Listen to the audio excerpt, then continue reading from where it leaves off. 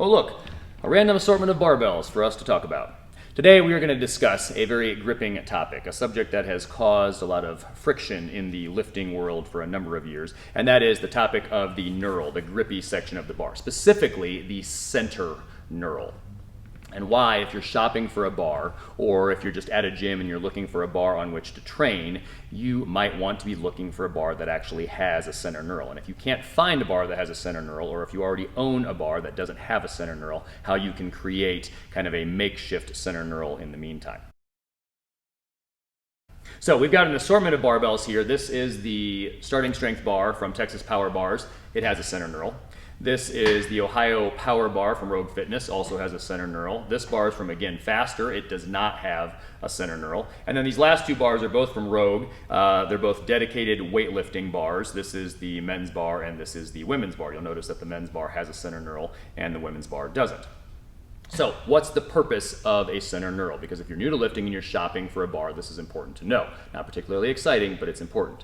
The purpose of the center knurl is for friction in the squat. It's useful in the front squat, it's useful in the high bar squat, but it's especially useful, it's the most useful in the low bar squat, or what we here at Testify simply just call the squat. So I'm going to recommend that if you're shopping for a bar, if you haven't got one yet, get a bar that has a center knurl. Now, if you're going to be doing a whole bunch of different types of lifts on it, if you're going to be doing your strength training, your squatting, your benching, your pressing, your deadlifting, but you're also going to be doing your Olympic lifting on it, I would probably recommend that you get the starting strength bar. This is my favorite all-around bar. Again, it's by Texas Power Bars. Another good option would be the B&R bar.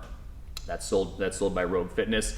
This is a great bar, but if you're going to do a lot of cleans with this, this has the potential to kind of carve up your neck over time. However, if you have it already, you don't need to go out and get a new bar. You can just put some tape around here, and that'll kind of protect your neck a little bit.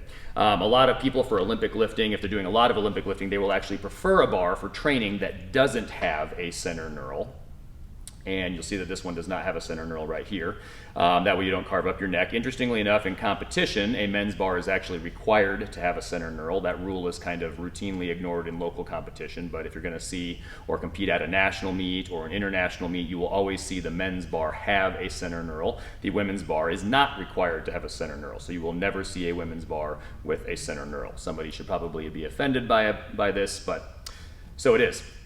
Now, why the men's bar why is it still required to have a center knurl? It is actually useful when you're catching a clean to have every last possible bit of an advantage. If it provides any friction at all there in that front rack position, if your elbows have dropped a little bit, if your rack position is a little bit suboptimal, it's nice to have every last bit of friction there. So it actually would be a little bit of advantage if the women's bar also had it, but it doesn't. Now, I'm not exactly sure if that's why it's still there. This could actually just be a holdover. It'd be from a long time ago, late 1800s, early 1900s, when the one-handed snatch, the one-arm snatch, was still actually a part of the competition. So then you could see why having a knurl in the middle is kind of a handy thing to have there. But the major purpose of the knurl is friction in the squat, specifically the low bar squat. So what happens if you have a bar that does not have a center knurl? It's going to be a little bit slick on the back. You can use it. However, it's better if you have one with a center knurl. So we're just going to create a center knurl with some athletic tape here. This is called what we call the Redneck center knurl. And you're just going to take some athletic tape. You're going to put it roughly in the middle of the bar. Don't worry if it's not perfect.